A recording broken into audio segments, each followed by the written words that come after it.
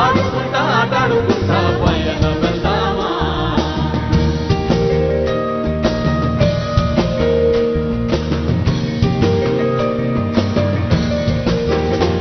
ఏ చెట్టు గుట్ట ఓర రాజ చెట్టు గుట్ట చెట్టు గుట్ట పుట్టలతోని చెల్లిమిసేద్దామా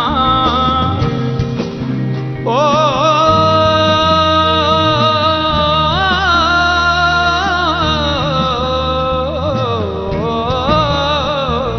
చెట్టు గుట్ట పుట్టలతోని చెల్లిమిసేద్దామా చుట్టాల ఓలే పిట్టలలా కలిసిపోదామా చెట్టు గుట్ట పుట్టలతోని చెల్లిమిసేద్దామా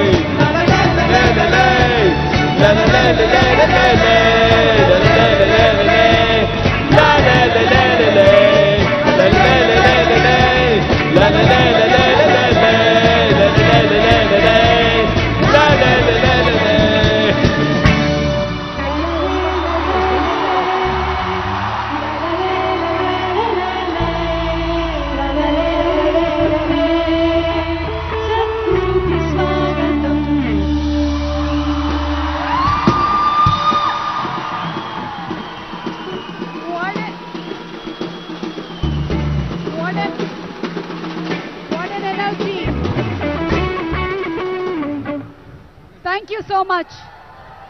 Thank you so much. Thank you so much, Ram Miryala garu, and thank you so much, Mangli. మీ పాటల్లో మామూలుగానే మట్టి వాసన గుబాళిస్తుంది. ఈరోజు మట్టి కోసం Sadhguru conscious planet save soil మూమెంట్లో మరింతగా మట్టి వాసనని వెదజల్లినందుకు ధన్యవాదాలు తెలియజెప్తున్నాము. Thank you so much Mangli and Ram Miryala. And thank you so much all the earth buddies. What a wonderful energy. Thank you. Sadhguru Hyderabad reach అయినటువంటి ఈ శుభ సందర్భంగా జరుగుతున్న ఈ సేవ్ సాయిల్ ఈవెంట్లో భాగంగా ఇక్కడికి విచ్చేసినటువంటి honourable minister for agriculture Shri Niranjan Reddy గారిని సాదరంగా వేదికపైకి ఆహ్వానిస్తున్నాము. May we request our honourable minister for agriculture Singireddy Niranjan Reddy garu to please come on stage and address the gathering. వారిని వచ్చి మాట్లాడవలసిందిగా రిక్వెస్ట్ చేస్తున్నాము. మంత్రివర్యులు మీరు మాట్లాడిన తర్వాత అప్పుడు సద్గురు గారు వేదిక మీదకి రావడం జరుగుతుంది. ముందుగా మినిస్టర్ నిరంజన్ రెడ్డి గారిని వచ్చి మాట్లాడవలసిందిగా రిక్వెస్ట్ చేస్తున్నాము. మీకు ఘన స్వాగతం పలుకుతున్నాము. Thank you so much Telangana government and thank you so much agriculture minister. Thank you.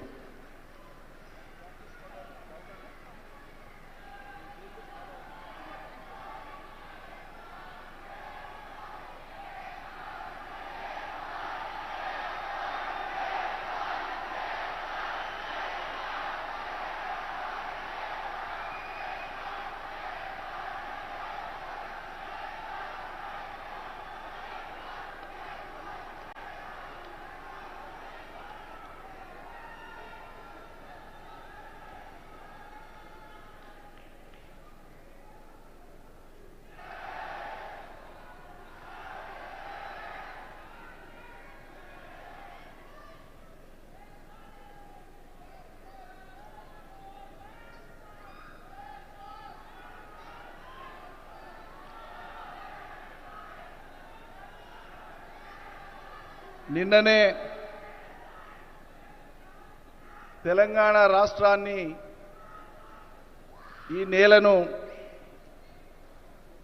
ఋతుపవనాలు తాకినాయి. ఈ నేలను వర్షం ముద్దాడింది. ఈ తెల్లవారుజామున ఈ సాయంత్రానికి సద్గురు గారు హైదరాబాద్ నేల మీద కాలు పెట్టినారు.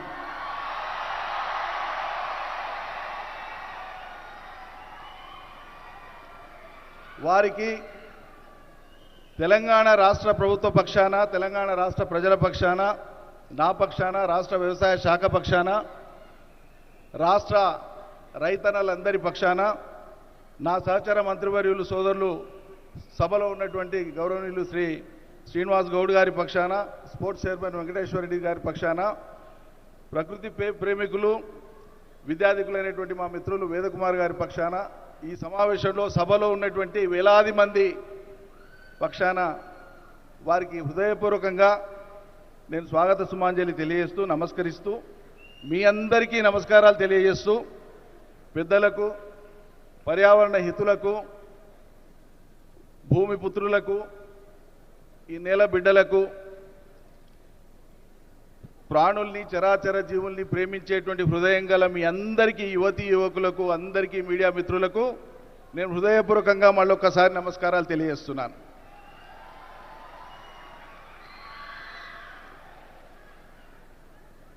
సద్గురు గారు మీ యొక్క దీక్ష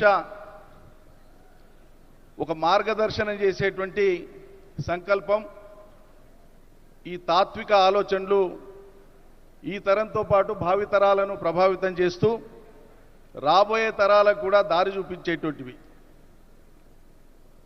మేము మీ విశ్వాసాలను ఈ అంశానికి సంబంధించినటువంటి విషయంలో, ప్రత్యేకంగా సేవ్ సాయిల్ విషయంలో ముమ్మాటికి ఏకీభవిస్తూ అనుసరిస్తూ ఉండేటువంటి వాళ్ళము, ఆచరిస్తూ ఉండేటువంటి వాళ్ళం.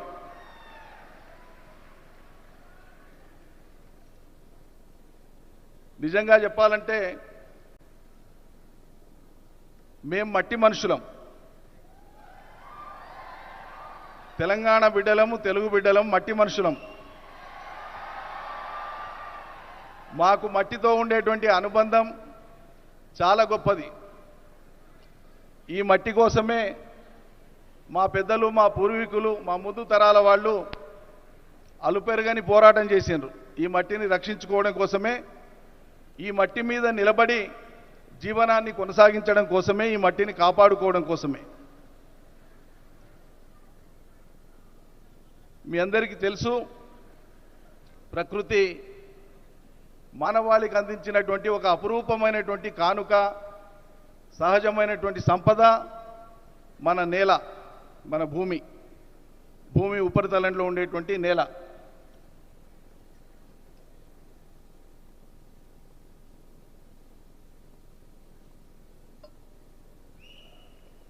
ఈ నేల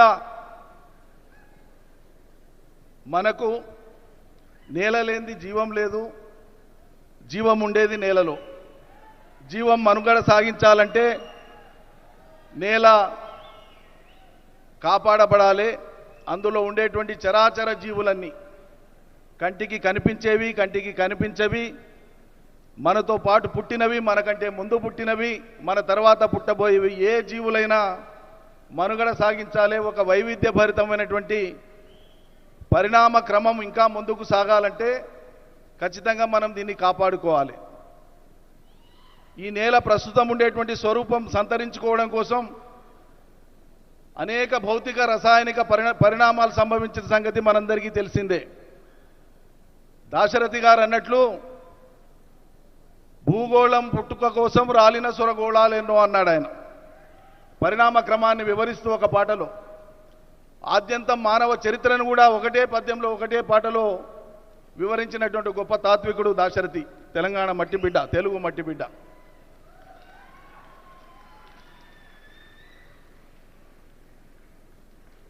పరిణామ క్రమంలో మనం చూస్తున్నటువంటి ఈ నేల, ఈ మట్టి జీవానికి యోగ్యమైనటువంటిది, ప్రాణులకు యోగ్యమైనటువంటిది, పంటలకు యోగ్యమైనటువంటిదిగా మట్టి మారాలి. ఒక్క పొర మారాలంటే 600 సంవత్సరాల కాలం పడుతుంది. అట్లా వేల వేల వేల సంవత్సరాల కాలంలో ఈ భూమి అవతరించినప్పటి నుంచి జరిగినటువంటి అనేక పరిణామ క్రమాల్లో మనం చూస్తున్నటువంటి ఈ నేల, ఈ ప్రపంచానికి, జీవరాశులకు అన్నం పెడుతున్నటువంటి నేల, జీవాన్ని కాపాడుతున్నటువంటి నేల. మరి ఈ నేల కాలగమనంలో, ప్రత్యేకించి మన దేశంలో తీసుకుంటే, దాదాపు ఇప్పటికే మనకు ఉండేటువంటి భూమిలో ఒక 30% భూమి ఎడారీకరణ జరిగింది. ఇదే పరిస్థితి కొనసాగితే ఇప్పుడు ప్రపంచవ్యాప్తంగా ఉండేటువంటి 770-780 కోట్ల జనాభా ఉంది. మరో దశాబ్ద కాలం గడిస్తే, దాదాపు అది దశాబ్దన్నర గడిస్తే దాదాపు 900 కోట్లు అవుతుందని చెప్పి అంచనాలు ఉన్నాయి. అప్పటికి ఇదే రీతిన మనం ఈ నేలను ఇట్లే నిర్లక్ష్యం చేస్తే ఆహార కొరతనే కాదు, ఆహారం లేక జీవరాశులే కాదు, మానవులు కూడా అంతరించిపోయేటువంటి ఒక ప్రమాదం మన ముందు కనిపిస్తున్నది. దాని నుంచి బయటపడాలి. మనం సాంప్రదాయబద్ధంగా భారతదేశంలో వేల సంవత్సరాలుగా మొదలైనటువంటి వ్యవసాయ నాగరికత, ప్రపంచంలో మానవుడు వ్యవసాయం మొదలుపెట్టి 13,000 ఏళ్ళైతే స్థిరమైనటువంటి వ్యవసాయం ఒక చోట సెటిల్ అయి అక్కడే ఉండి ఆవాసాలు ఏర్పరచుకొని వ్యవసాయం ప్రారంభించి 10,000 సంవత్సరాలైంది. ఈ 10,000 సంవత్సరాల కాలంలో దాదాపు 100 సంవత్సరాల క్రితం వరకు కూడా నేల ఆరోగ్యంగానే ఉండింది. తీవ్రమైనటువంటి పరిణామాలన్నీ కూడా ఈ 100 ఏళ్ల కాలంలోనే జరిగినాయి. 100 ఏళ్ల కాలంలో మానవుడి యొక్క ఆవిష్కరణలు అద్భుతమైనటువంటి రీతిలో ఉన్నాయి. మానవ నాగరికత శాస్త్రీయంగా, సాంకేతికంగా అత్యద్భుతమైనటువంటి రీతిలో పురోగమించింది. సమాంతరంగా విధ్వంసానికి దోహదపడేటువంటి చర్యలకు కూడా మానవాళి పూనుకుంటున్నది. ఒక విద్యుక్త ధర్మం, నైతిక ధర్మం, రాజ్యాంగాల పరమైన, ప్రపంచం మొత్తం దేశాలు అనేకం కాబట్టి ఆయా దేశాల యొక్క రాజ్యాంగాల పరంగా మానవుల యొక్క నైతిక విధితో పాటు రాజ్యాంగ కర్తల యొక్క, శాసనకర్తల యొక్క, ప్రజల యొక్క రాజకీయ కర్తవ్యం ద్వారా మాత్రమే ఈ ధరిత్రిని మనం కాపాడుకోవడానికి అవకాశం ఉంటుంది. అందులో మీలాంటి మహనీయులు మహానుభావుల యొక్క పాత్ర ఎనలేనటువంటిది, ఘనమైనటువంటిది, కొనియాడదగినటువంటిది, ఈ తరానికి భావితరాలకు స్ఫూర్తినిచ్చేటువంటిది. ఈ 100 ఏళ్ల కాలంలో జరిగినటువంటి పరిణామాల్లో ప్రత్యేకించి మన దేశంలో సాంప్రదాయ పద్ధతిలో సాగినటువంటి వ్యవసాయం ద్వారా నేల ఆరోగ్యం కాపాడబడింది. కానీ సాంప్రదాయ పద్ధతిలో సాగినటువంటి సాగు వ్యవసాయం ప్రాణులకు కానీ మానవులకు కానీ ఈ దేశంలో సరిపోయినటువంటి మోతాదులో ఆహారాన్ని అందించలేనటువంటి పరిస్థితి కొనసాగినప్పుడు ప్రపంచ పోకడలను మనం దిగుమతి చేసుకొని హరిత విప్లవం పేరు మీద, సస్య విప్లవం పేరు మీద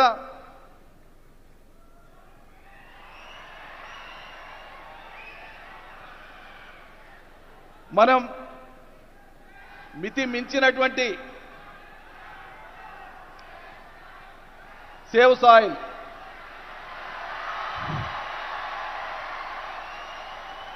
మితిమీరినటువంటి, మీకు తెలియాల్సినటువంటి అంశం ఇది.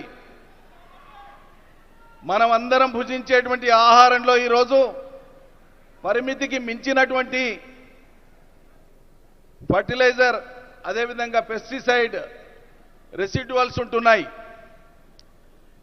వీటిని తగ్గించకపోతే, వీటి వాడకాన్ని రేషనలైజ్ చేయకపోతే, irrational usage of fertilisers and chemicals and pesticides వాటి మీద స్థిరమైన నియంత్రణ లేకపోతే భవిష్యత్తు అంధకారం అవుతుంది. అందుకోసమే చివరి విషయం చెప్పి నేను ముగిస్తాను.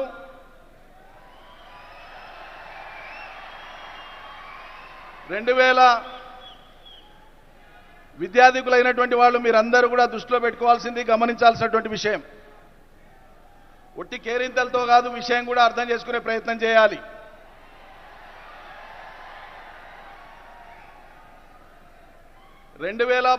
సెప్టెంబర్లో వారికి యుఎన్ఓతో అనుబంధం ఏర్పడింది కాబట్టి ఇవాళ ప్రపంచ దూతగా యుఎన్ఓ వారిని ఎంపిక చేసుకున్నది కాబట్టి యుఎన్ఓ వాళ్ళు 2015 సెప్టెంబర్లో అంతర్జాతీయ మానవాళి మొత్తాన్ని దృష్టిలో పెట్టుకొని ఆయా దేశాలకు నిర్దేశించినటువంటి కర్తవ్యాలు, బాధ్యతలు, ఆయా దేశాలు ఏం చేయాలని చెప్పినటువంటి దాంట్లో సస్టైనబుల్ డెవలప్మెంట్ గోల్స్ అని చెప్పి ఆ రోజు ఒక 17 గోల్స్ని ప్రపంచ దేశాలకు వాళ్ళు డిటర్మైన్ చేసినారు. వాటిని అచీవ్ చేసుకోవడం కోసం 167 టాస్క్లని విధించినారు. అందులో భాగంగా ఆ 17 గోల్స్లో ప్రధానమైనటువంటివి ఈ ధరిత్రిని కాపాడుకోవడం, నేలను కాపాడుకోవడం, పర్యావరణాన్ని కాపాడుకోవడం, పచ్చదనాన్ని పెంచడం, అవిద్య లేకుండా చేయడం, పేదరికం లేకుండా చేయడం, శుద్ధమైన నీళ్లు ప్రపంచ మానవాళికి అందరికీ అందేటట్లు చేయడం, యుద్ధాలు లేకుండా చేయడం, ఇట్లా అనేకమైనటువంటి అంశాలు ఉన్నాయి. ఇది 2015 సెప్టెంబర్లో ప్రారంభమైంది. కానీ 2014 2 జూన్కు ఏర్పడినటువంటి తెలంగాణ రాష్ట్రం, అంటే అంతకంటే ముందే ఏడాది పైచిలకు ముందే ఏర్పడినటువంటి ఈ రాష్ట్రంలో తొలి క్యాబినెట్ సమావేశంలో తీసుకున్నటువంటి నిర్ణయాలు అవి ప్రకృతిపరమైనటువంటివి. తెలంగాణలో హరితహారం ద్వారా 250 కోట్ల మొక్కల్ని పెట్టాలని ఈ ప్రభుత్వం నిర్ణయం తీసుకొని అమలు చేయడం జరిగింది. అదేవిధంగా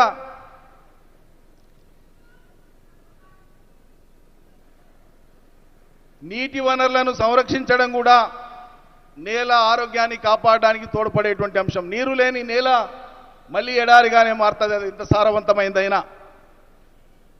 కాబట్టి నేలకు అవసరమైనటువంటి నీరు వర్షాధారంగానే కాక వర్షాధారంగా వచ్చినటువంటి నీళ్లను నిల్వ ఉంచుకొని సముద్రంలోకి కలిసేటువంటి నీళ్లను ఒడిసిపట్టి ఎక్కడికక్కడ చెరువులు, కుంటలు, వాగులు, వంకలు, ప్రాజెక్టులు, రిజర్వాయర్ల ద్వారా ఇలా తెలంగాణ భారతదేశంలో భూగర్భ జలాన్ని పెంచడంలో నంబర్ 1 రాష్ట్రంగా నిలిచింది. ఎక్కడ చూసినా కూడా నీటి సంపద, జల సంపద. ఈరోజు తెలంగాణ నేల మీద మనుషులే కాదు, వ్యవసాయం వృద్ధి అయినటువంటి కారణంగా తెలంగాణ నేలంతా పచ్చబడ్డది. ఎక్కడ చూసినా కూడా ఆ పచ్చదనంతో పరుచుకొని ఉన్నది. అదేవిధంగా తెలంగాణలో పశువులు కానీ గొర్రెలు కానీ ఇతర జీవ సంపద అయితే లైవ్ స్టాక్ అంటామో మనం, అది సుమారు ఇవాళ 2019 లెక్కల ప్రకారంగా 5 ఏళ్లకోసారి పశుగణన జరుగుతుంది. 2019 లెక్కల ప్రకారంగా 3,26,00,000 జీవాలు ఉన్నాయి ఇవాళ తెలంగాణలో. ఆ జీవాల వల్ల జరిగేటువంటిది అవి నేల మీద సంచరిస్తూ వాటికి దొరికిన ఆహారాన్ని భుజిస్తూ వాటి మలమూత్ర విసర్జన ద్వారా భూమి సారాన్ని పెంచేటువంటి ప్రక్రియ కూడా తెలంగాణలో జీవజాతులు తోడ్పడుతున్నాయి. ఈ విధంగా రాబోయే తరాలకు ఈ నేలను కాపాడుకోవడం ద్వారా ఒకటి ఆహార భద్రతను, 2 మంచి పర్యావరణాన్ని అందించేటువంటి బాధ్యత మనందరిది. ప్రపంచ ప్రఖ్యాత ఆంథ్రోపాలజిస్ట్ ఎన్రిక్ సాల్మన్ చెప్పినటువంటి విషయం, మనం బంధం జీవులం అంటే మనుషులమే కాదు, అన్ని రకాల జీవులతో మనకు బంధం ఉంది, అనుబంధం ఉంది అన్నటువంటి దృష్టితో మనం గాలి పీలుస్తున్నాం, అవి కూడా గాలి పీల్చుకుంటున్నాయి, వాటి గాలి మనం పీల్చుకుంటున్నాం, అవి జీవించాలి మనం జీవించాలనేటువంటి ఒక సిద్ధాంతంతో, కారుణ్యమైనటువంటి భావనతో, కంపాషన్తో ఈ భూమి మీద మానవుడు ఒక్కడే కాదు హక్కుదారుడు, సమస్త జీవజాతులన్నీ హక్కుదారులైనటువంటి విధంగా భావితరాలకు ఈ సందేశాన్ని తీసుకొని పోవాలి. దీన్ని మనం అందరం ఆచరించాలని చెప్పి మనవి చేస్తూ, తెలంగాణ ప్రభుత్వ పక్షాన మీ యొక్క ఫౌండేషన్ చేస్తున్న కృషికి మేము అనుబంధంగా ఉంటాము, తోడుగా ఉంటామని చెప్పి ప్రకటిస్తూ మీ అందరికీ ధన్యవాదాలు అర్పిస్తూ ముగిస్తాను. జై తెలంగాణ, జై Bharat.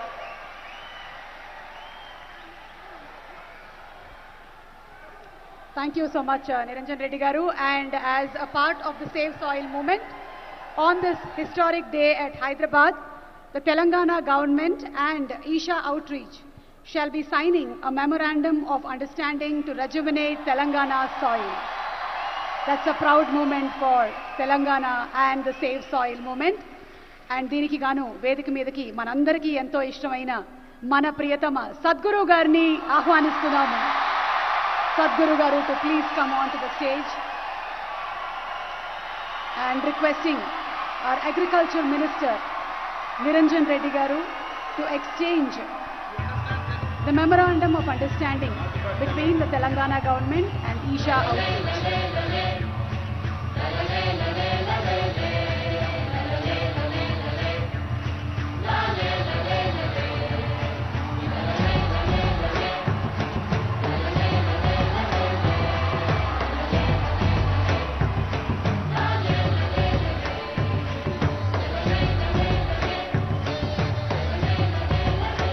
Indeed is a historic movement.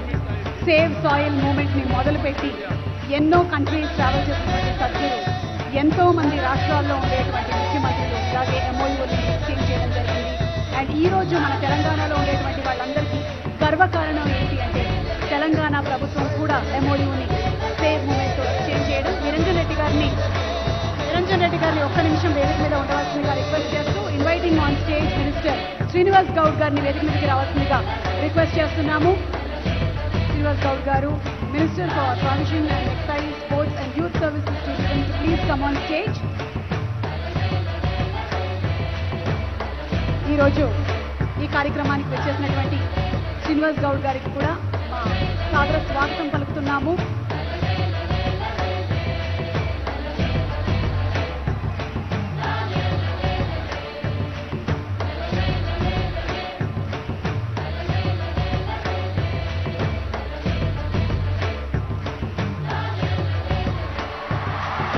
Also requesting everybody to hold your placards, Save Soil.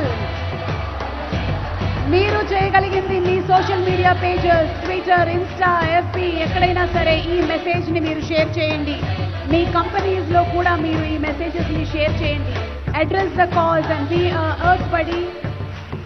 Let's join hands together for Save Soil. మట్టిని రక్షించండి, అది మనల్ని రక్షిస్తుంది. మట్టి లేకపోతే మనం లేము. Thank you so much Niranjan Reddy garu, thank you so much Srinivas Goud garu, అలాగే వచ్చినటువంటి తదితర డిగ్నిటరీస్ అందరికీ కూడా థ్యాంక్ యూ చెప్తూ, the conscious planet, the Save Soil movement is an effort to save our planet's soil from extinction.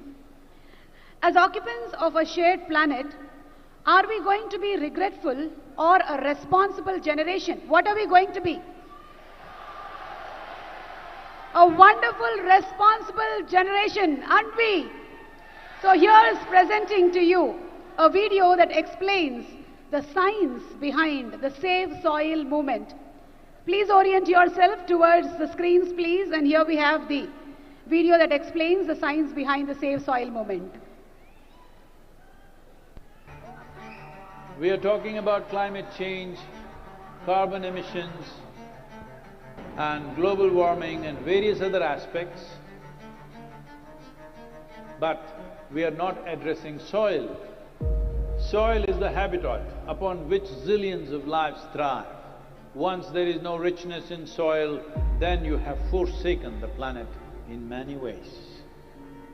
Every responsible scientist in the world and the UN agencies are clearly saying we have only 80 to 100 harvests left. That means approximately 45 to 50 years of agricultural soil left on the planet. By 2045, we will be producing 40% less food than what we are producing right now, and our populations will be 9.3 billion people. The food shortages that could manifest in the next 25 years, the consequences of that is unimaginable. Civil wars will unfold across the world once there is food shortage. What we are facing now is soil extinction. Why is soil becoming extinct? Where is it going away? What is happening to our soil? We must understand, if you add organic content to sand, sand will turn into soil. If you remove all organic content from the soil, soil will become sand. In normal agricultural soil, the minimum organic content should be between 3 to 6%. The most minimum is 3%. At least this minimum to keep the soil alive, to keep the soil as living soil is a must. Agricultural soils across the world, the depletion is so heavy. In most countries, more than 50% of the topsoil is already gone in the last 100 years. The nutrient levels have dropped significantly. The level of micronutrients you would get from your food in early 20th century to what you are getting from the same food now has dropped 90%. If you ate one orange in 1920s, what you got from it? Now, in 2020, if you have to get the same, you will have to eat 8 oranges. This is what we have done to our food. Soil is the biggest ecosystem on the planet, and so few people know anything about it. 1 teaspoon of healthy soil probably contains more microbes than there are people on Earth. The microbial life in the first 12 to 15 inches of topsoil is the basis of our existence. It is this magic beneath our feet which has produced the life that we are. This first 12 to 15 inches of soil is the basis of life for 87% of life on this planet, including you and me. We have to begin to recognize that what we call our soil, Mother Earth, is a living organism. Open soils, ripped open by plowing, open to sunlight, is the basis of destruction of microbial life. So the focus should be on agriculture, the focus should be on seeing that land is under shade as much as possible, some kind of shade, grasses, herbs, bushes, trees. So it's extremely important that soil regeneration is enshrined in the policy of every government on the planet. We must change the narrative on the planet that soil is a wealth, a legacy we have received from previous generations, and we have to pass it on as living soil for future generations. We are in a cusp of time. If you do the right things now, in the next 15 to 25 years, we can significantly turn this situation around and regenerate the soil. But if we allow this to progress like this for another 30 to 40 years, after 40 years if we attempt this, then it could take 150 to 200 years, because that much loss of biodiversity would have happened. From 21st of March for 100 days, the whole world, every human being on the planet should talk soil. We must hear the word soil, save soil everywhere, to see that the narrative on the planet changes towards the most vital aspect of our life, the soil. Each one of you should reach as many people as you can to make this happen. As a part of this, to activate support from the citizenry to assure the governments long-term investments will be appreciated. I'm 65 and I'm riding 30,000 kilometers, a lone motorcycle journey, 30,000 kilometers across 24 nations.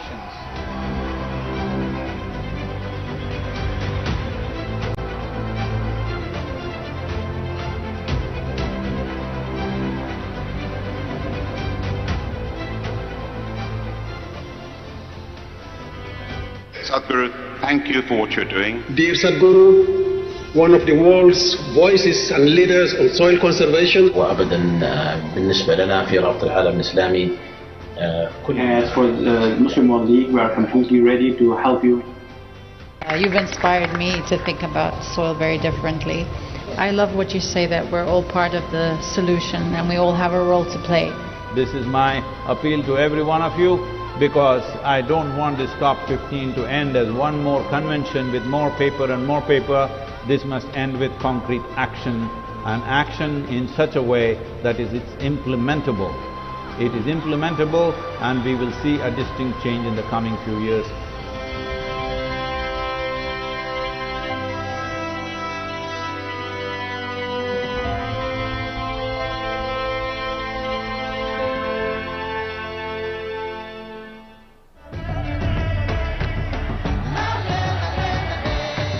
This is a perfect confluence of how we see things and the importance of the soil. Save the soil.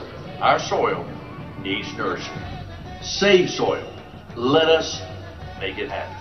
सदगुरु जी ने यात्रा की, दुनिया को मिट्टी के प्रति स्नेह तो पैदा हुआ ही होगा, लेकिन भारत की मिट्टी की ताकत का भी परिचय मिला होगा। I salute you, your energy and your dedication, and my full support of what is needed from the Palestinian side. To honor the people of this country, I want to thank you very much.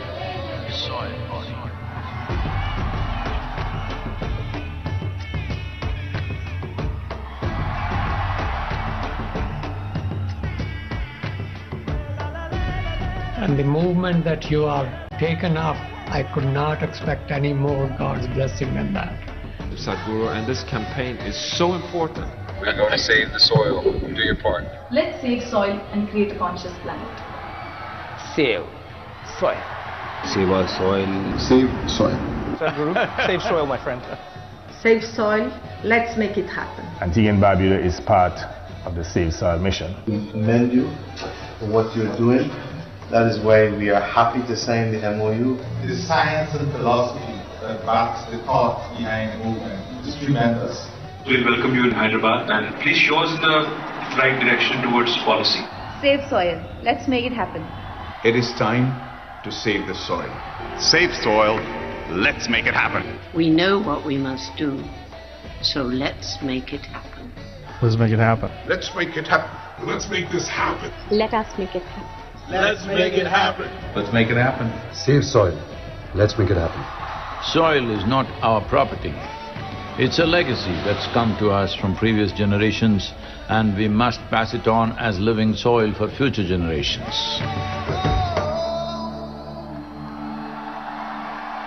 So, let's take the action now.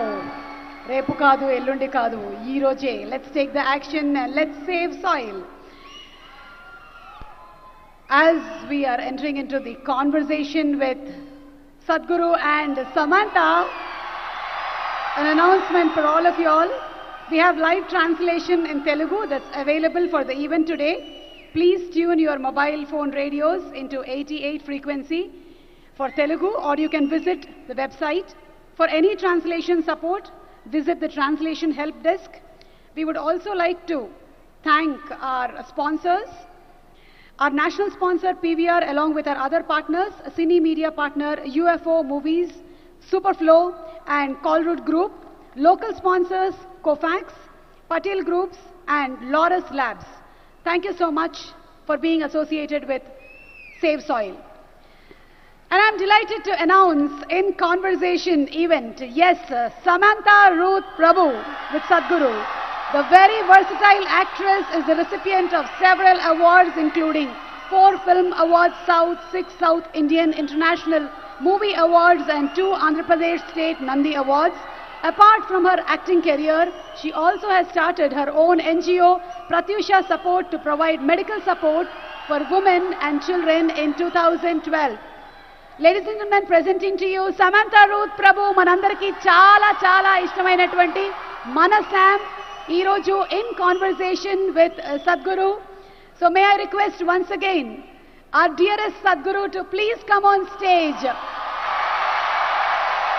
Whether it is a question related to our physical self, spirituality, family or planet, one thing that we all know is ask Sadhguru. Our solution to all the problems, our dearest Sadhguru in conversation with Samantha.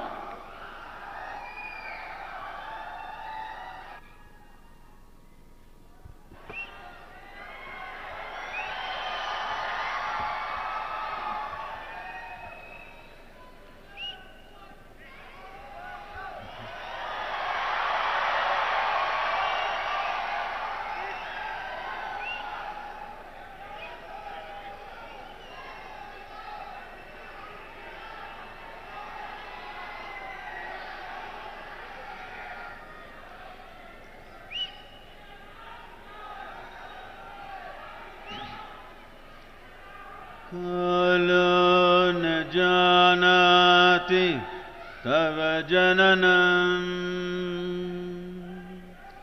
Kalo na janati tava samapanam,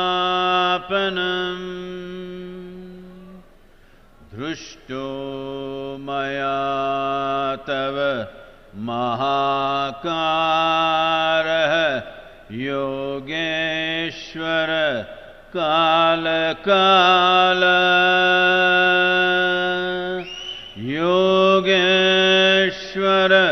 Kala Kala. Namaskaram. Namaskaram to everyone. Namaskaram to you. Please, please. So, okay. Don't tell me, huh? You need to tell the world.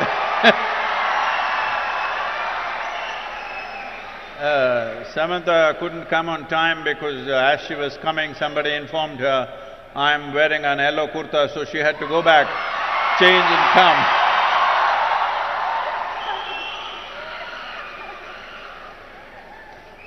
Good evening, Sadhguru. It is absolutely an honor.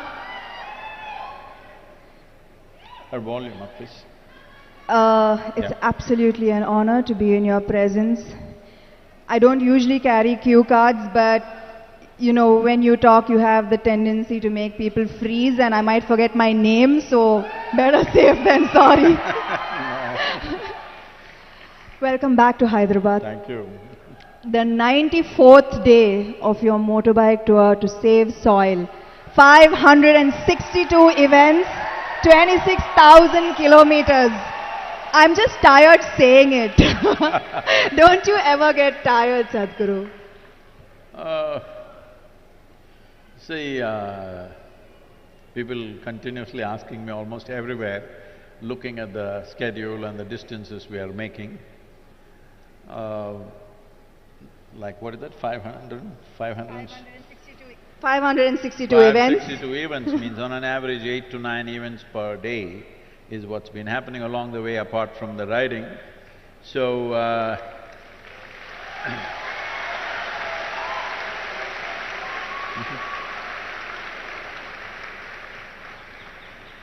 so continuously, almost in every nation, this is a question, how do you manage this? I must tell you, I was riding towards Bucharest and I was to reach there at 7 o'clock, and 7 o'clock there was a television interview. But weather got very bad and the road What is that? Can't hear?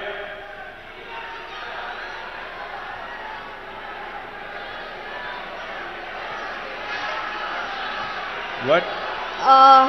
You're blocking the view, You can see there. That's okay, please. Now they can't change that, please.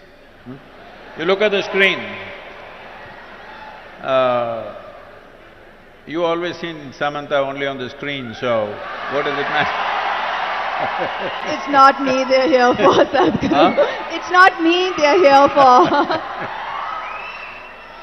So I was to go there at 7 o'clock in the evening, but the ride became 9.5 hours instead of 6 hours as it was planned.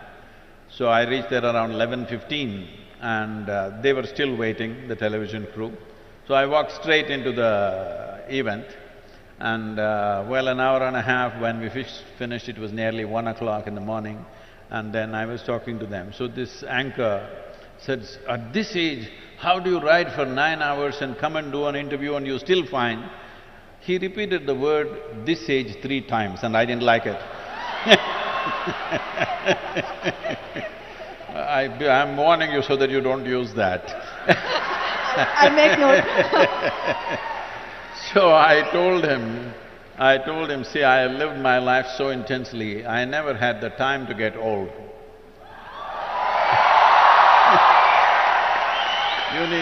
You need lot of time to get old. Where is the time to get old? Can you please give me the secret as well? I will. I would like to stay this way for some time.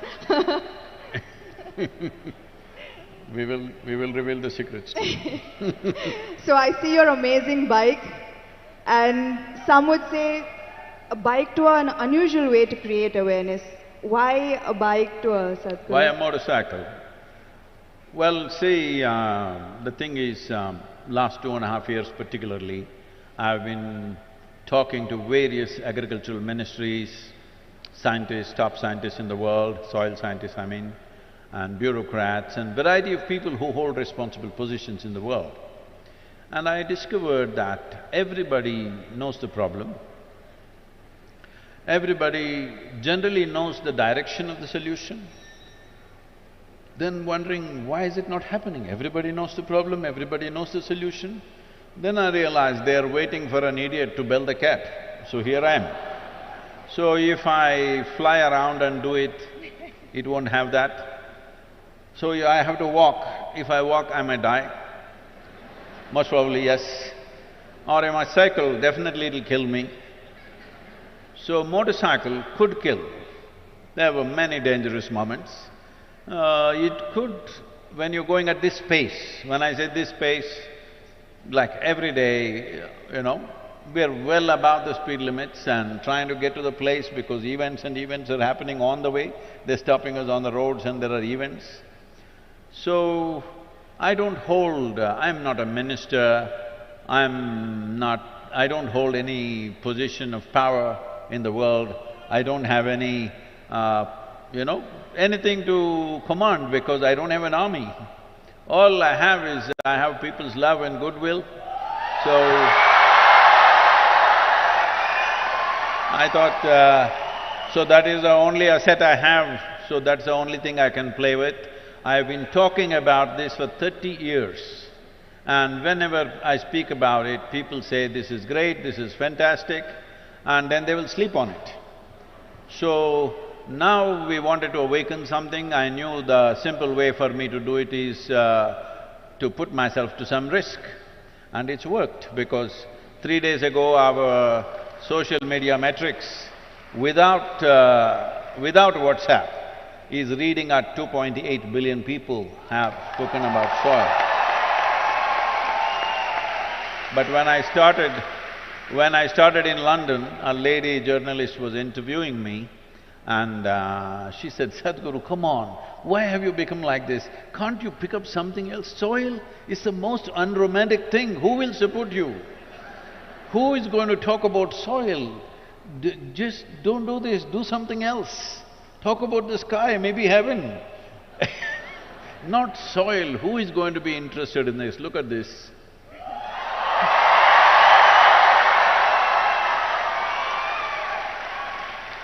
There is this constant question about river water being wasted to the ocean, Sadhguru. So, is there a way that we can save it? See, the river water must go to the ocean. On the way you can drink, you can irrigate your lands a little bit, you can use it, but river water must go to the ocean. This is a very wrong concept which a lot of states are unfortunately taking. If the river water does not go, enough river water, I would say in ideal conditions, minimum 50% should go. But with our population pressure, where we have 4% of the world's land and 17.6% of population, world's population, with this pressure, you cannot expect 50% to flow. At least 25% of the river water must flow into the ocean. Why? India has 7,600 square kilometers of coastline. So along this coastline, there's an ecosystem which is marine kind of ecosystem. It's a completely different ecosystem than the marine ecosystem and also different from the river water itself, because it's a meeting and mingling of these two different types of waters. If this buffer goes away, then marine ingress will happen. The marine water will start percolating into the soil and coming in. You know from Tamil Nadu, 80 kilometers inside, marine water has come right now in Tuticorin region. Just 15 years ago, it was all sweet water. Today all the wells are salt water. People have vacated the whole villages. You will see ghost villages, completely empty villages, all locked homes, and they've left because there is no sweet water anywhere. Up to 100 kilometers it can come. If all the rivers, if you use it up inside for human, whatever you want to call it, human reproduction, I would say. If you use it up like this, then up to 100 kilometers marine ingress can happen. 7,600 kilometers coastline, 100 kilometers means you would have lost 1/3 of the nation. This is about the same size of land that you partitioned with Pakistan and Bangladesh at one time in 1948. That's how much land you will lose once again if rivers don't flow into the ocean.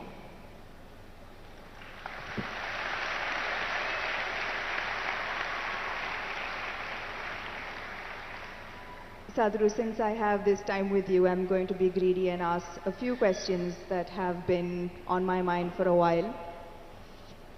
Personally, I love to visit places of worship. I believe in a higher power, in good energy, in karma. But there is a counter viewpoint that religion divides us. What is the purpose of religion in our lives today, and how would you answer an atheist who says that the world would be a better place without the divisive policies of religion? I very much agree with that. Because of the way we are propagating it today. See, most religions that you know today, in its infancy, started as spiritual processes, as a quest for human being to know something beyond just eating, reproducing, sleeping, beyond that, because there's a longing. It's not taught to you, there's a natural longing within you. See, if you're struggling for food, food will be the only thing. If you're struggling to have a shelter, that'll be the only thing. Suppose everything you want is just provided today, then suddenly you wonder, why am I here? What is it? So there is a longing to know. A human being cannot simply say, I don't want to know anything, I will just eat well and live well. It doesn't work. because your intelligence has evolved into a certain place where without asking a question you cannot exist. So when I say without asking a question, question means a quest. Question is just a tool to dig deeper into something, whatever you wish to know. But right now, all religions started with this question, but today most religions have come to this place, you cannot ask a question. If you ask a question, you're dead.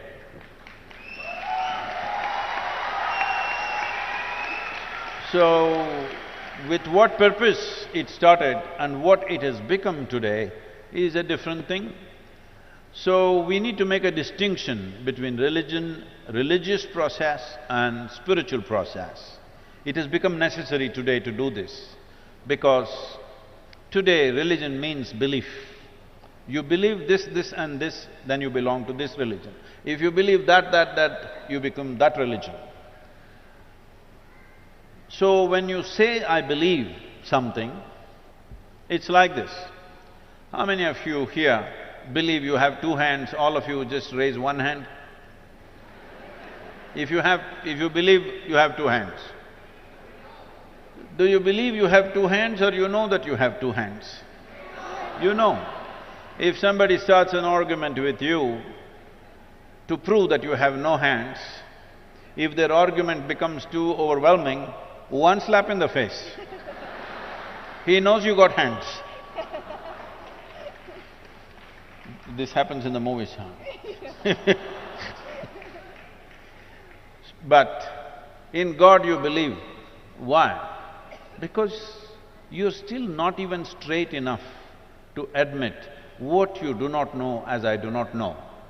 This much sincerity should enter human heart and intelligence. What I know, I know. What I do not know, I do not know. What is the problem? Whatever I do not know, I believe. You're destroying I do not know. I do not know is the most tremendous possibility in your life. When you see I do not know, the longing to know, the seeking to know, and the possibility of knowing becomes a reality. If you destroy I do not know, you will just believe something because it's come from some authority, or people claim it's come from an authority. Or in other words, in your life, authority becomes the truth. Spiritual process means truth is the only authority for you.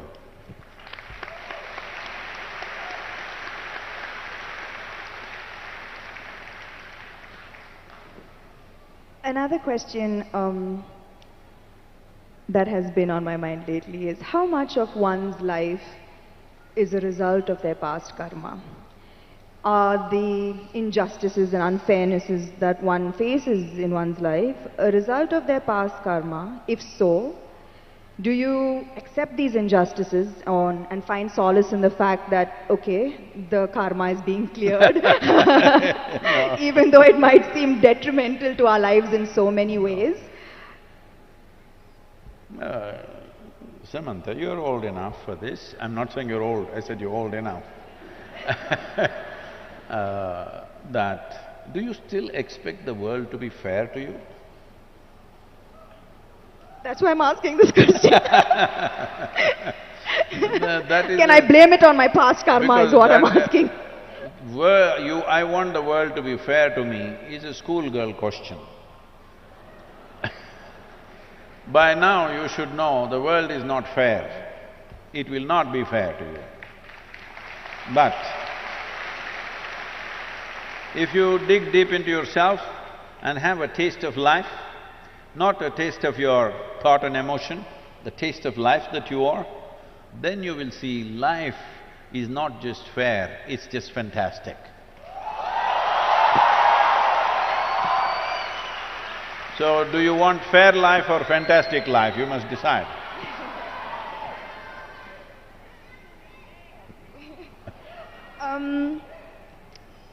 I've noticed this, that beyond the material ego, there is now suddenly a widespread… Who's this ego guy, your friend?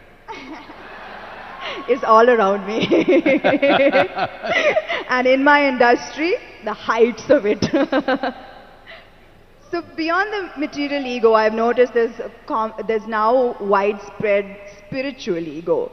I've come across a lot of people who are now on a spiritual path, not you, Sadhguru, who consider themselves superior to people who are not on a spiritual path.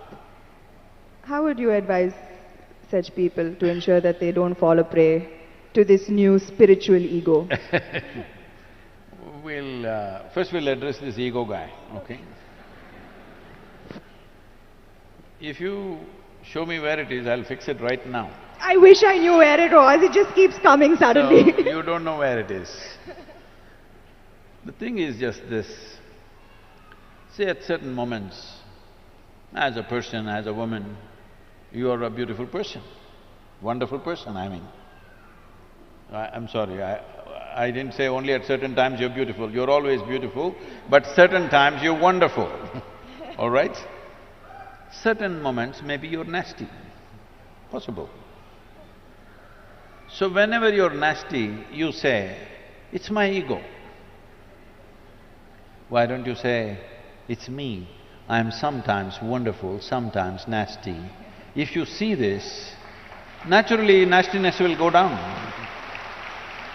But if you say, whenever you're nasty, Mr. Ego does this, and you don't know where he is, you don't know his address or ID, nor do you know his phone number, so how do you fix this guy?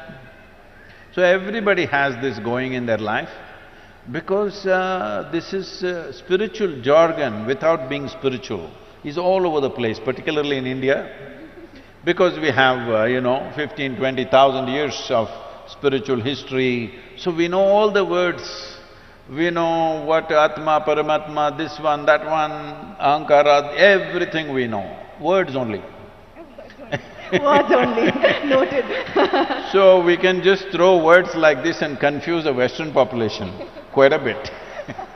Because if you come here, they'll say Mukti, Shakti, this one, that one, all kinds of things. They'll think… I know a lot of people who've gone and set up spiritual centers in the West, particularly in America, because they just know one chant, just one chant. Okay, Asatoma Sadgamaya, with this they run the whole thing. So unfortunately, spirituality, in some ways it's come there. It's come there because there is need in the society, there is not enough source. Because of that, people are manufacturing this here and there. I must tell you this. Is it okay if I take a few minutes? This happened, a few years ago, 16 years ago. And I was in United States, and then somebody in the office, our office, told me, Sadhguru, did you know every day 100,000 people are typing out the word spiritual? I said, is that so? Type it out and see what comes out. Are we even there in the picture? They typed out spirituality. First thing that comes up is a spa in Mexico. You've been there?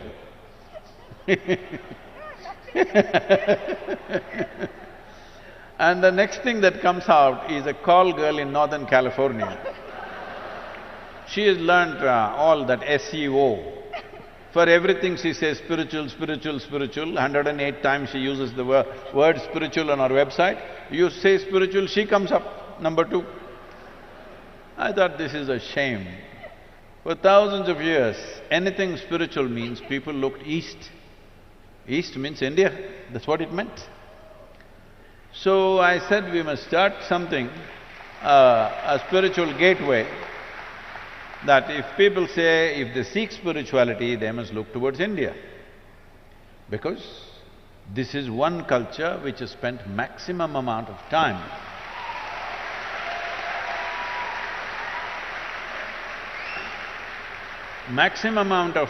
exploring human consciousness and the mechanics of what a human being is, how this functions on the surface and its very core. How does this function? What can we do about it? This has been explored. I'm not saying this out of my Indian origin. I'm saying this after looking at the world closely, that nowhere else has it been looked at like this. So, I said, we must start a spiritual gateway, India, the spiritual gateway. As a part of this, I thought, till then, I must tell you this, till about 15 years ago, I had not met a single guru in this country. I just did not meet, I was just busy doing my own work. I never thought I had to go and look for somebody, I had never been to any other ashram anywhere. And then I thought, okay, let me make an attempt, then I started making phone calls. They all received my call pretty well, and then I started visiting some people and started putting together. We had one meeting with 125 gurus. We made this thing that nobody talks about their philosophy. You keep your philosophy, this is just a meeting. This is just about how to enhance your ashram or your yoga center, whatever you have, how to enhance the quality. We will teach you management, we will teach you branding, we will teach you how to make a website, we will teach you how to present yourself to international community. Your philosophy, we don't touch, you don't touch mine, I don't touch yours. You do your own thing. Because that is the beauty of this culture, that it can exist in hundreds of forms, thousands of forms, and it's okay with us. So when I went about doing this, well, I met many wonderful people, but at the same time, at least 60 to 65%, it hurts me to say this, I found that if I walk into an airport or a golf course, I meet better men than in the so-called spiritual centers. Because it's full of jargon, no heart, no depth, no profoundness, simply one chant, one nonsense, one philosophy that they read somewhere. It's going on like this. This needs to change. So to bring this profoundness to people, as people get closer to me, I get harder and harder and harder. Those who are very close to me, I am bloody cruel. Yes, because just to bring integrity into spirituality is so hard. Because the moment they get spiritual, little, like you said, you're calling it spiritual ego, I call it spiritual airs. They get spiritual airs, air bubbles get in their head. Suddenly they start acting funny, they start saying things that don't exist, they start talking about nonsense that nobody understands. If you speak something, whatever nonsense you speak, people in front of you must understand, otherwise why the hell are you speaking? Because the purpose of speech is to make somebody understand what you're saying. No, if I say something that you don't understand, I become big, you become small. This is rubbish. This is going on for too long.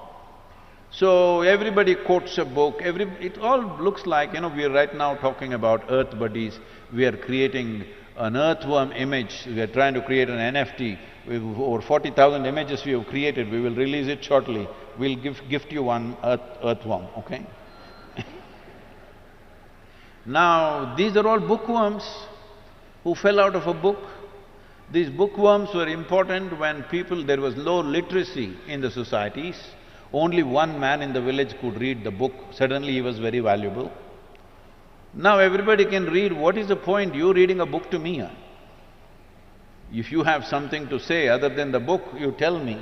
If you're going to read a book, what is the point? When I was in graduation, when I was in the university, I made an agreement with the teachers, I will not come and bother you with my questions. Just give me attendance. I will stay out. Because if you go there, from the first moment you go there, first attendance, that's the only interesting thing. And after that, they're just reading some notes and everybody is writing down. Those days, fountain pens, kara kara kara kara, it makes noise. I don't like it. As I say, if everything is in that book, give it to us, we'll photocopy it and give it back to you. I don't have to come, you don't have to come. I have many interesting things to do in the town. I don't know about you, but I have many interesting things to do in the town. I don't have to sit here and write down, I can photocopy this. So they didn't want me, so I said, give me attendance. Only once a month I went there to check my attendance, whether they were keeping the deal. I sat in the garden outside, okay? Why I am saying this is, when you are also literate, why should somebody read the damn book to you? You read. If they have something to say which no book can say, of course, then you must listen. So, this whole spirituality as a thing, unfortunately, has fallen on bad times, but slowly it is rising because people's longing is increasing. I must tell you this, 40 years ago when I first started the programs, in engineering programs, in various different forms, 85% of the people used to come to the programs only for health problems. Only 12–15% came to know something. Today, over 90% of the people come because they want to know something, experience something. Only 8 to 10%.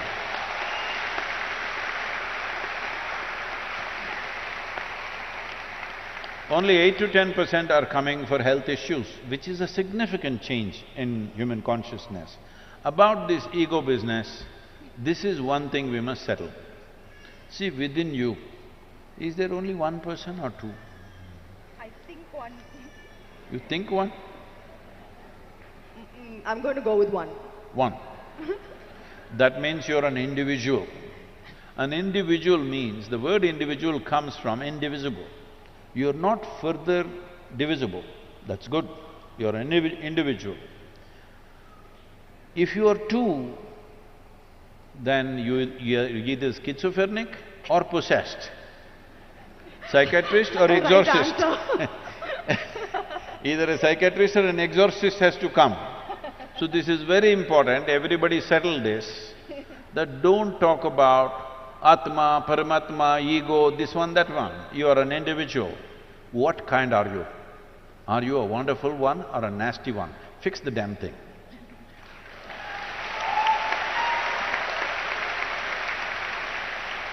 So you're saying, Sadhguru, don't give excuses that, this is me and this is my ego and we are two different… No. You are one and take responsibility for it.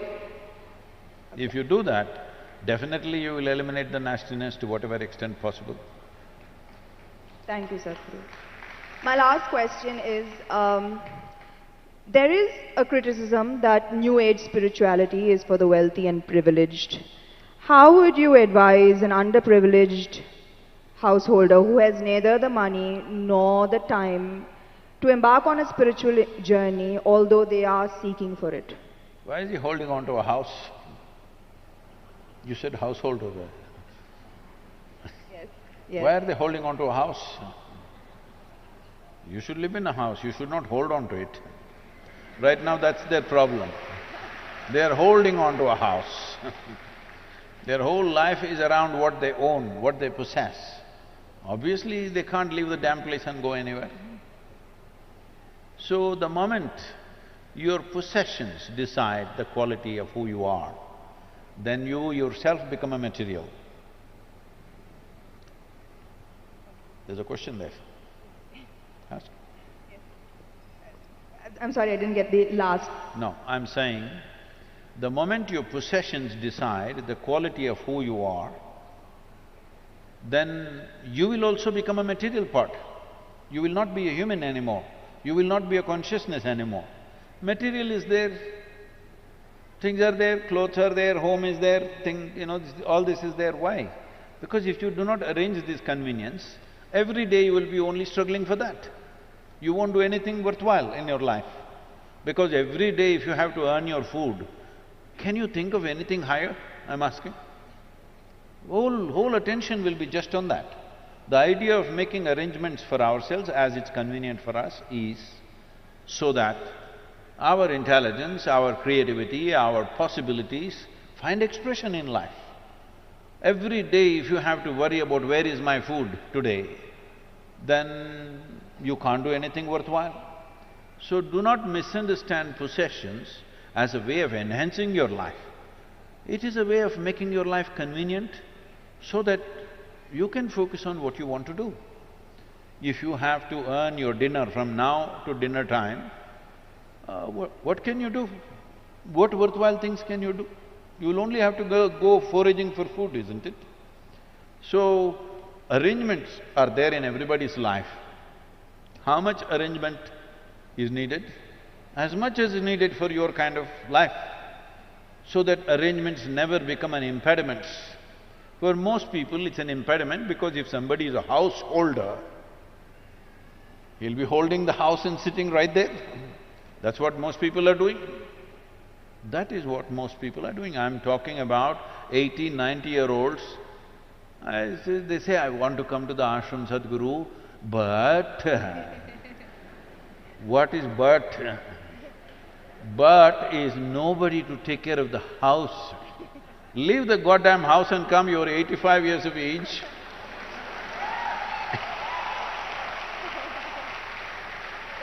You're holding the house so much that you think it's going to go with you. There's no container service, definitely nobody transports homes.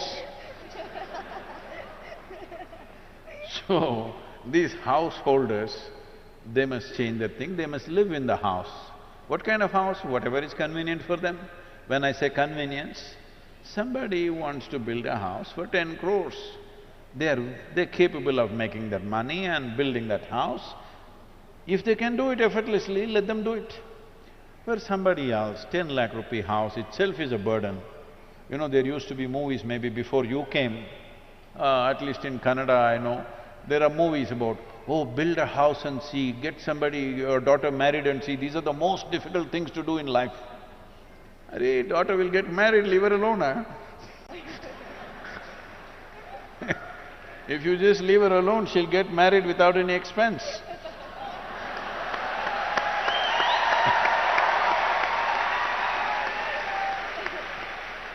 And building a house, if it is such a burden, why the hell are you building a house?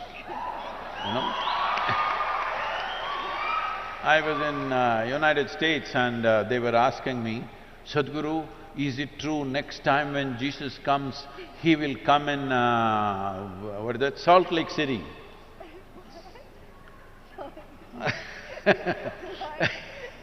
You know Salt Lake City, you don't know? Oh, there is a whole story, I won't go into it. I said, see, last time he came around Jerusalem and he came and he said, come follow me. Only 12 guys. Out of the whole population, only 12 guys he got. Out of that, one of them freaked on him anyway. But if he comes to United States, now in 21st century, and says, come follow me, nobody will be behind him because you got 35-year house mortgage, 15-year card mortgage, 20-year student loan.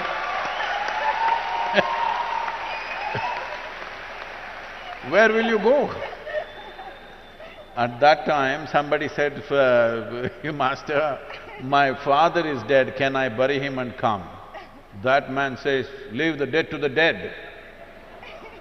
And you, if he says, leave the bank to the bank, bank will come and catch you anyway. Once you have mortgage, 35 years, 35-year mortgage, what is your lifespan? 10,000 years, is it? I mean, what kind of life is this? In 35 years, if something spectacular happened here, you can't change the direction of your life, what kind of life are you building for yourself? Hello? Life should be light and agile. You're going this way because this is all you know right now. If something really spectacular shines here, you must be able to go there. Otherwise, what kind of life is this? So only then, only when you have that freedom, spiritual process will thrive in a given society. So right now when you say, well, instead of householders, let me go to those people who are living in huts, who are struggling for daily food. It will be obscene for me to go to that man or woman who is struggling for daily bread to go and tell, come, let's meditate. I will never do such an obscene act. I will talk about how to get better bread, how to get it, what to do. Because when a human being is hungry, you talking to him of mukti is the worst possible thing you can do. So, this is important that we understand. This is important that we understand that if finer aspects of life has to come alive in a society, Basic survival should be taken care of for everybody. Only then it's possible. When large number of people are struggling for survival, finer things won't come. Forget about spirituality. Even art, music, fine things won't happen, isn't it? Where is the time to appreciate art? Where is the time to look at finer things? Where is the time to look at a sunrise or a sunset when you're struggling for your food on a daily basis? So it's extremely important. Basic economic well-being has to happen if spirituality has to thrive. And the reason why… you can save that for the end, okay? I'll give you 10 minutes to go on clapping, okay? The reason why spiritual process thrived the way it thrived in this land is because we had a spell, a golden period of 8 to 10,000 years of well-being. That is when spirituality thrived, because everybody ate well. After that, what? Because if you had come here as any other creature on this planet, stomach full, life settled. But once you come as a human being, stomach empty, only one problem, stomach full, 100 problems. You got 100? Hey, 99 now. So, this is the nature of a human being, that only after survival is taken care of, what it means to be human becomes relevant to you. When your survival is in question, you're just another creature, like every other creature. Only when survival is taken care of, what are the other aspects of being human? Beyond eating, sleeping, reproduction and dying one day, what else can I do with myself? This comes up only when there is some assurance of survival. This is why I am constantly in economic forums and economic conferences, because economically, if there is no well-being in a society, who the hell will meditate?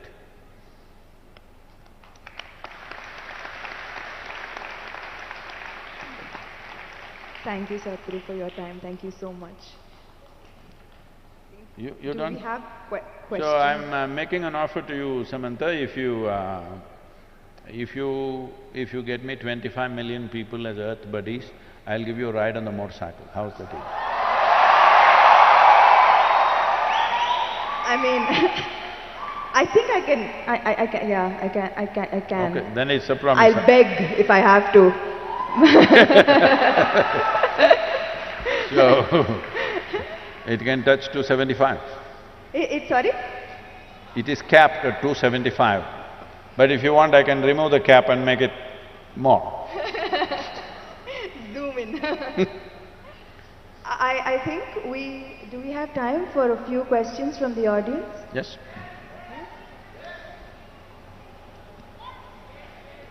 Yes, please. Yes, okay, great. Namaskaram, Sadhguru. Where are you? I'm here, Sadhguru. Where? I'm here, Sadhguru. Yeah, you must say, I am 10 o'clock. 10 o'clock. Yep. Glad to be here, blessed to be here. The question is, why our older generation used to say, whenever you are going to a great guru or someone, don't touch their feet, touch the soil. Don't? Touch their feet, touch the soil, and then you come up. Why you used to say that? I had this question. I did not get that question. Please, if you can repeat. So, elderly people used to say that whenever you visit a great guru, don't directly touch their feet, but definitely touch just the soil before that. They used to say that. So, any reason for that, whether it is related to any Save Soil movement or spirituality behind I agree with these elderly people, because when I'm riding, wherever, there are Save Soil lineups, a few are formally organized, others by themselves, a few hundred people gathering all over in every state that we are going. When I'm riding, if I ride away fast, they'll feel bad, I don't want to do that. So I slow down. The people who did not get this advice, these guys when I'm riding, they're coming and grabbing my leg. The motorcycle weighs 360 kilograms. and they're pulling off my leg like this. They didn't hear this advice. I wish they had spoken more loudly. So, so the thing is, see, to touch a human being, even if it's a child, they must be willing, isn't it? When they're willing, maybe you can hold their hand, maybe you can hug them, maybe you can touch their feet. Depending on what type of relationship, accordingly people can do different things between human beings. Otherwise, in this culture we told you this. Now, lot of people have become half English in this country. They don't know why hands are shaken. Even in India, everybody is grabbing everybody's hands and doing like this with both the hands. You need to understand this handshaking came because of the cold in England. It's so cold, when you hold hands, you don't do that in 40 degrees centigrade.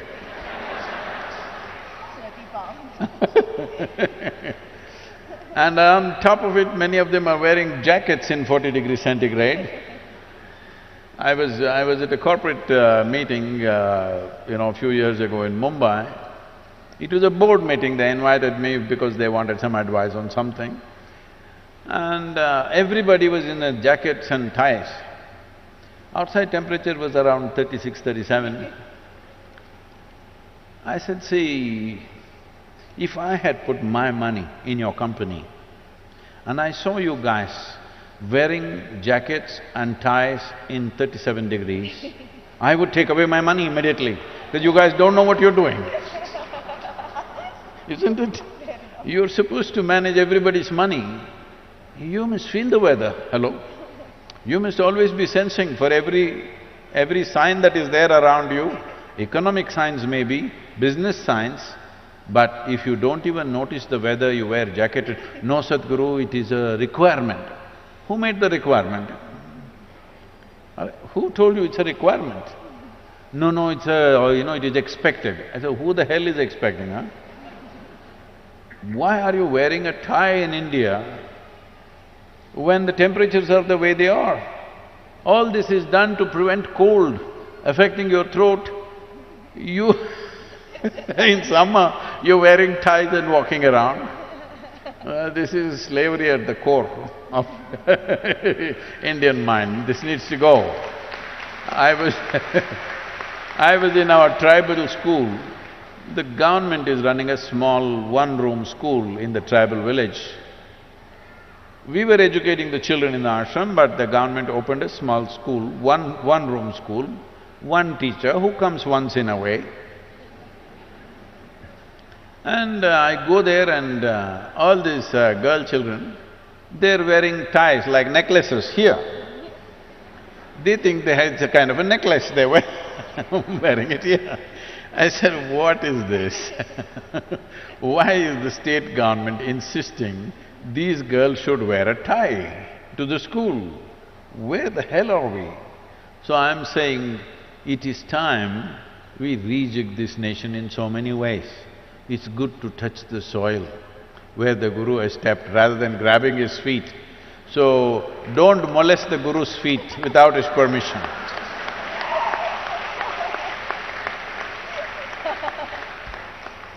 It's molestation, hello? Oh God.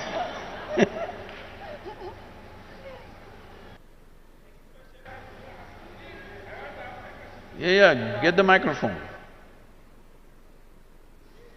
Where's the microphone, please?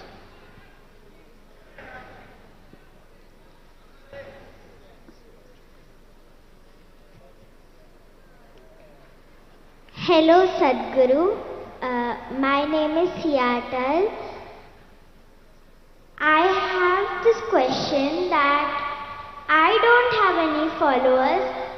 How do I make them so that I can ride on your motorcycle?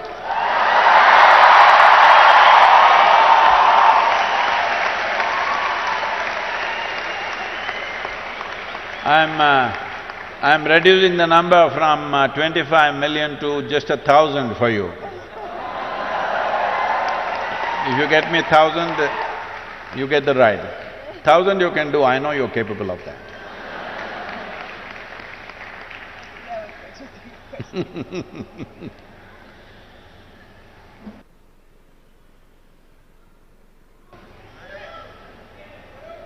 Somebody is torturing the child, please.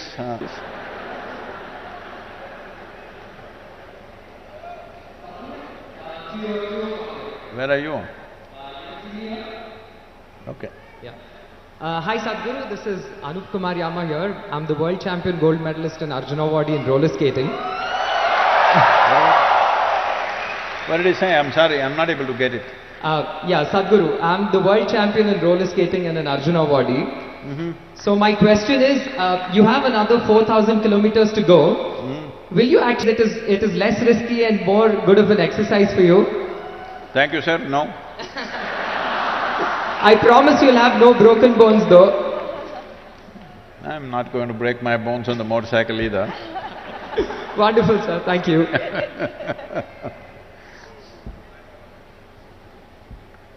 I told you it's capped at 275. What are you capped at?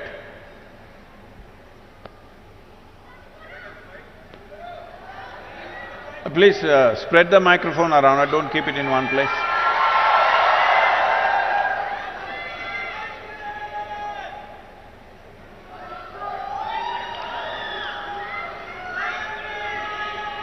Do this quick. Where is the microphone, please? 2 o'clock again. Thank God I got the mic. Okay, please. Namaskaram Sadhguru. Warm greetings Samantha. Hello everyone. What? So… You must hold the microphone a little closer. You've seen Lady Gaga? Like that. Not like this, like this. Yes. Ah, see. Sadhguru, my